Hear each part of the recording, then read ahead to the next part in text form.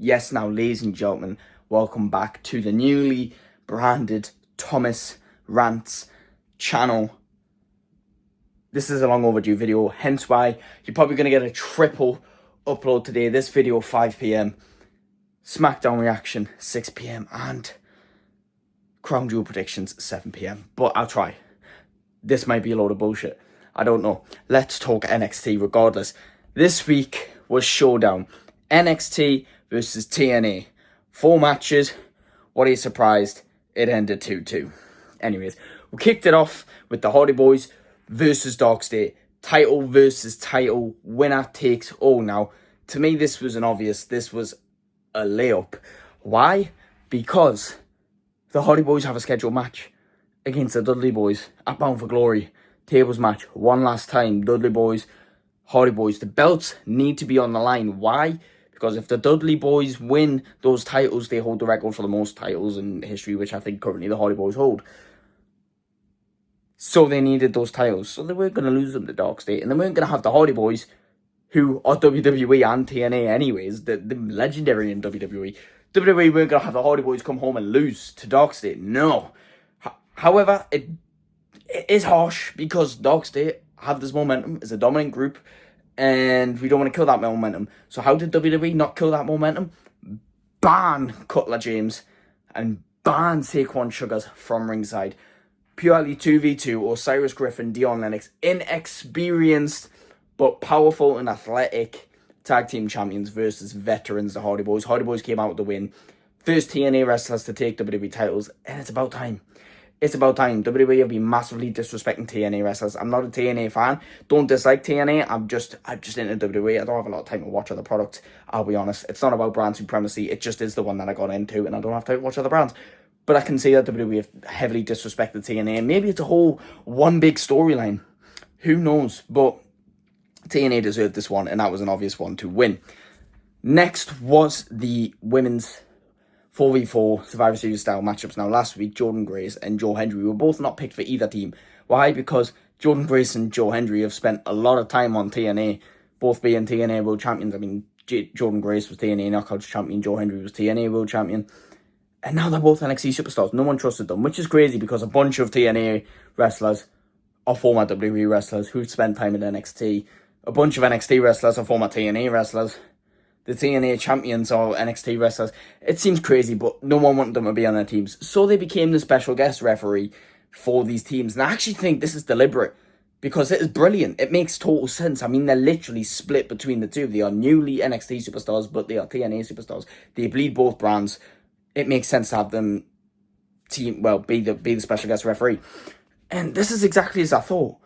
NXT's women's team was so much stronger than TNA's women's team. I mean, I can't remember who eliminated who exactly, but I do know that the Inspiration were gone first. I think it was 4v2, and then Jada Parker got eliminated, and it was 3v1 on the traitor Kalani Jordan. She managed to eliminate Lola Vice, and then Soul Ruka hit the Soul Snatcher on Kalani Jordan, and JC Jane stole the pin. I seen that coming because NXT's women's team was stacked. That was probably the best 4 options they could have besides Jordynne Grace. And meanwhile, TNA's team, while no disrespect, they had an NXT wrestler who, compared to the NXT wrestlers across from her, she was worse than all of them. Not necessarily in ring, but in terms of stardom. And then we had a tag team and one other woman who I didn't know. So NXT's team looked way stronger for that match. And I was right. They got the win. Hallelujah. 1-1. The next match was Ethan Page defending the North American Championship against Mustafa Ali, former WWE wrestler, been through NXT, is owed a North American title opportunity. And just looking at Stardom now, it just proves that wrestling's all about storytelling. It's all about time, and it's not about winning. Because guess what? In the biggest stage of their career, well, not the biggest stage, but at the time it was the biggest stage of their career, Cedric Alexander, Mustafa Ali, WrestleMania kickoff, banging match. Who got chosen to be the champion? Cedric Alexander. Now, obviously, that's just one loss. It wouldn't put Mustafa down. But if you look in the past, if you look ahead, who's been made to be more of a star? Mustafa Ali, yes, by TNA, but in WWE, I mean, Mustafa became more of a star anyway, not by WWE's booking, but by the fans' choice. Mustafa Ali, I'm just proud of him, and now he's jacked as well. Like, he's not just like a cruiserweight. And there was some crazy spots, like he got his foot caught in a wire, which was intentional, which I thought was by accident. I thought we were about to see something nasty, but it was intentional. And Ethan Page sent him flying, not into any tables or nothing, just sent him flying. And then eventually Ethan Page got the win, which was obvious.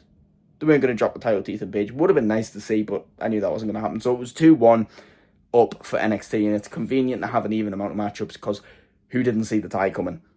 TNA may have let WWE disrespect them and take all their titles, but they weren't going to let them win the brand supremacy one, which I feel like is not the one that hurts. I feel like taking the titles is the one that hurts. I feel like having them win the brand supremacy one means nothing. I mean, it's good for either of them anyway. TNA need the promotion because they're not as big as WWE, and I think it doesn't matter who wins or lose, really, because it's wrestling. It's all about storytelling. And then we got to the eventual main event, which I felt like TNA was going to win because I felt like NXT's women were going to win, so I felt like TNA's men had to win. And also, from my understanding, TNA had their best of the best. I mean, Mike Santana. I mean, Moose. Hang on, I'm getting the names. What's his name? Slater, Leon Slater, and what's his name? I know his name. It's as soon as I get on camera because I remembered it when I watched it. Not because they said it, but I remembered it. Whatever, legend in TNA. Man, I've just drawn a blank. But anyway, and then for Team NXT, we had Miles Bourne, who's an up-and-comer. Ricky Saints, who, yes, may be NXT champion, but I don't think is established as much stardom as those people on the TNA team have, personally, for WWE's company anyway. When you think back to AEW, he was a mid-carder, and only just about a week ago, he was a mid-carder. And then we had Trick Williams, who was the TNA champion, who was a heel, who couldn't be trusted anyway, and Javon Evans, who WWE, for some reason, loved to push, but never pushed a button on him. And, yeah, I mean, this kind of worked out kind of mad. I mean, Miles Bourne was eliminated first. Then Javon Evans was eliminated, and it was 2v1. Trick and Ricky Saints, co-captains, the two champions of the companies. What did Trick do? Walked out on Ricky Saints. Which is crazy. Because why are you walking out on Ricky Saints? TNA didn't want Trick. So even if he is TNA champion, why is he walking out? Because neither team wanted him. Because NXT disrespect him. And TNA disrespect him. And Trick's his own person now. And that was the ultimate heel move to do. I would have felt like a cool thing to do would be to come back and try and help Ricky win. And then if they did win, he would take all the credit. But no, he just fully walked out. And it was Ricky 4v1 against TNA. And they did the typical Survivor Series thing where Ricky Saints overcame the odds. And he pinned the other two. He pinned Leon Slater and... Man, what's his name? It's on the tip of my tongue. It's there. I know his name. Anyway, pinned two of them. And we're like, oh, he's going to make an epic comeback and he's going to lose on the last one. Well, he lost on the last two with a combination of Moose and Mike Santana and a bunch of fucking kickouts. Eventually, Ricky Saints got pinned by Team TNA and it ended 2-2. Who's surprised? Not me. But it was nice to watch. I want more of this. And it was just purely matches. The whole show was based around 4 matches. We had a couple segments, and that was Matt Cardona. I said I wanted Matt Cardona on the team. I said I wanted Matt Cardona on his card. We're not getting him on the card, but we are getting him next week on NXT against Josh Briggs. Fantastic. We had a lot of the wrestlers from TNA coming out to their old WWE theme tunes, like Mustafa Ali and the Inspiration or the Iconics. I don't know if the Inspiration uses the Iconic theme tune in TNA, but they came out to the Iconic theme tune. Mustafa Ali came out to Go Hard, which does in fact go hard. If we can get woo woo woo next week, I will be a happy chap. I will be very happy. It's all I want. I want Zack Ryder. I don't want Matt Cardona. I want Zack Ryder. But anyways, that's what I thought of NXT this week.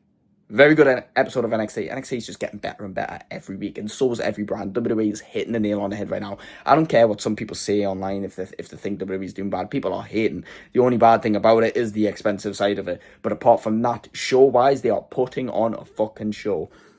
Appreciate it and love it, because I do, so you should. My opinion's valid. Please like, subscribe, let me know what you thought about it in the comments below, and I'll see you in the next one. Goodbye.